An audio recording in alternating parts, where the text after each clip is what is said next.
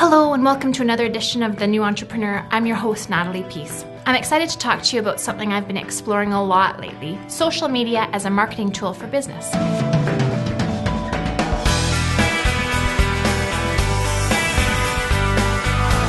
For teenagers and people in their 20s, social media is usually a major part of daily life. Twitter, Facebook, and blogs are just part of the social element of the web, where younger generations hang out and spend hours every day. For people who didn't grow up online, however, this world is often a strange and unfamiliar territory. And it can seem like a big waste of time for someone who wants to build a business.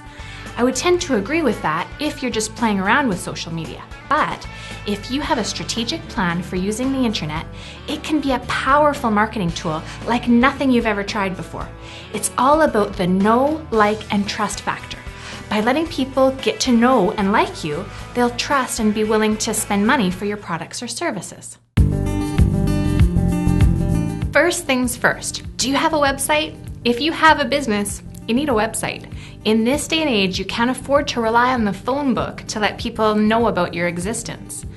Google is the most used search engine online. People use it to find products and services they want. And if you don't have a website that's easy to find, you will get passed over for the businesses who do. You don't need to spend thousands of dollars to create a good site these days. You can build a decent looking site with free WordPress templates and simply pay for a domain name and hosting, which usually costs around $100 a year. However, if you can afford it, I would recommend paying a designer to customize your site to showcase your unique brand and make your site search engine optimized, also known as SEO. This simply means your site will show up higher on the list of similar sites on Google. You want potential clients and customers to find you easily when they type in keywords related to your business. Test out your website with as many people as you can, preferably the kind of people that you're targeting as customers. Ask them to look through the site and tell you how easy it is to find information, and if it looks like a reputable site to them. And remember to update your site on a regular basis. Potential customers get turned off when they see broken links, outdated information, and dated web design. Many businesses these days are going beyond their traditional static website and using a blog to connect with their target market. In fact, I've just started my own blog at peaceandprofit.com and I'm having a lot of fun with it. Blog is the abbreviated name for weblog, and it refers to sites that are updated regularly with posts. Many of them are personal in nature, but they're also great for businesses because you can make a more personal connection with your customers, which encourages loyalty and repeat business. If you make an effort to write a regular blog post about topics related to your business, you will soon build a valuable resource tool. And the more relevant content your blog has, the more Google will reward you with high search engine rankings. This is how you become the expert known in your area. You can use your blog as a place to review products you sell if you feel comfortable giving honest reviews. Give people the pros and cons of your merchandise and you will earn their trust. Write a blog about your personal experiences with your products or share relevant stories. For example, if you own a fishing store, tell humorous stories about your recent fishing adventures. Share mistakes you've made and lessons you've learned. Take advantage of your local expertise, too. Tell people about the best places to go fishing in the area, giving detailed information about local lakes, weather trends, and anything else people might want to know. The key is to think creatively about your site and offer your customers something extra special. The more valuable free information you give away, the more people will reward you with their business. When most people think about social media, Twitter and Facebook are the first things that come to mind, and for good reason. These websites are massive places where people connect in all kinds of ways. It can be easy to dismiss them as big time wasters, but if you're deliberate in your approach, you can take advantage of the broad reach these sites have. This is another area I'm starting to explore more. You can visit my new Facebook fan page and my Twitter profile by clicking on the links below. Google Plus is a new social media venture I haven't explored fully yet because it's currently in beta testing mode. but it looks like serious competition because it allows for ease of communication on so many levels, including video chat. If you do have a blog, you'll want to use Twitter, Facebook, and Google+ to let people know about your latest blog posts. But you should also be using them to tell people about your special deals, promotions, and contests that you're having. Remember, the key to being successful, though, is generosity. Always be giving as much free, valuable information as you can. With the fishing store example, you could be giving people brief updates on which fish are jumping at the local lakes, or which lures you've recently had success with. Again, this helps build your know, like, and trust factor. Put links to your social media pages on your website or blog, and ask your friends and family to follow you on those pages and to let their friends know about it. Make sure to follow other people and businesses in your field to keep current and build relationships with your fans and customers. Your following will grow organically from there if you continue to provide useful information.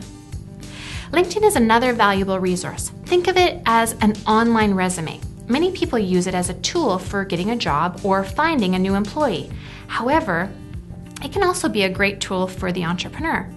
Take some time to put up a profile with your photo and relevant work history, as well as your website link, and then let people know what products and services you offer.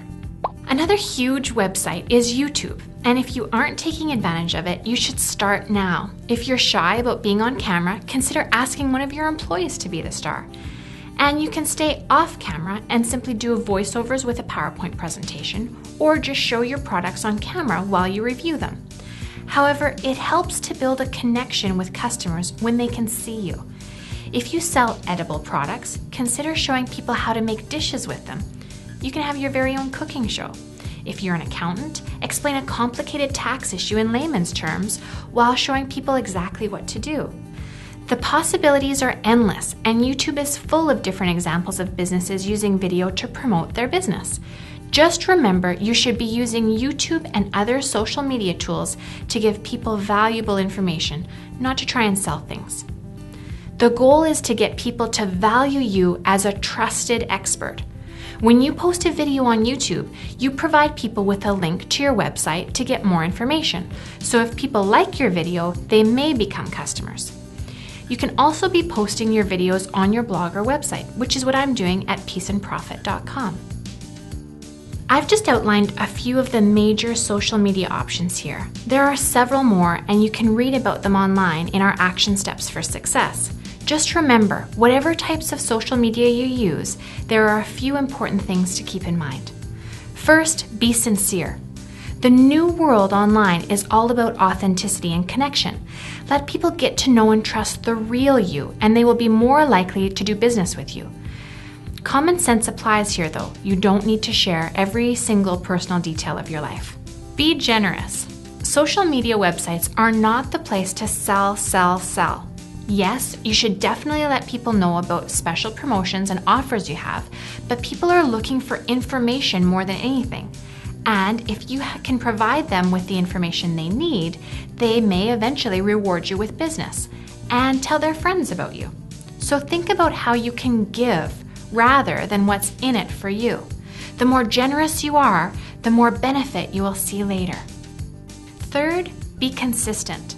Commit yourself to using social media on a regular basis, or don't bother at all.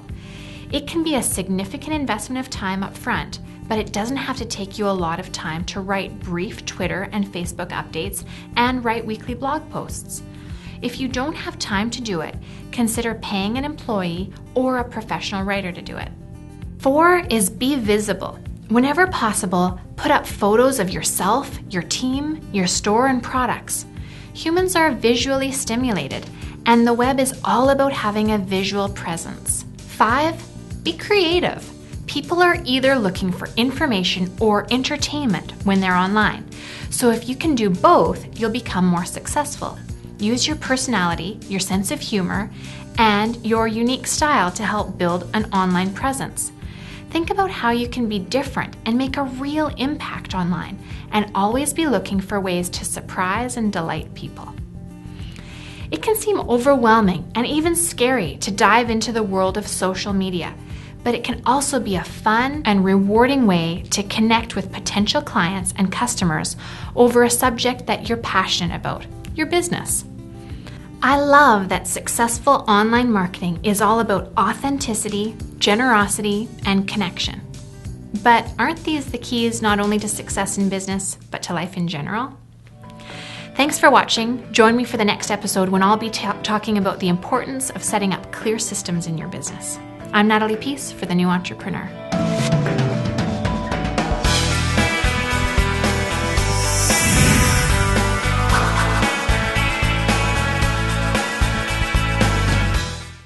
You want to do another camera angle change? Do you feel it? You want to do that last part one more time? Should I do all numbers?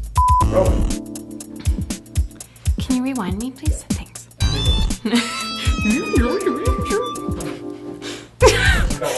Do you realize we all did it at the same time? Sorry, there's wrong things happening all over the place in that one. Wrong, sick and wrong. Okay, seriously? Yeah, do it. Okay. Hiya, holeya,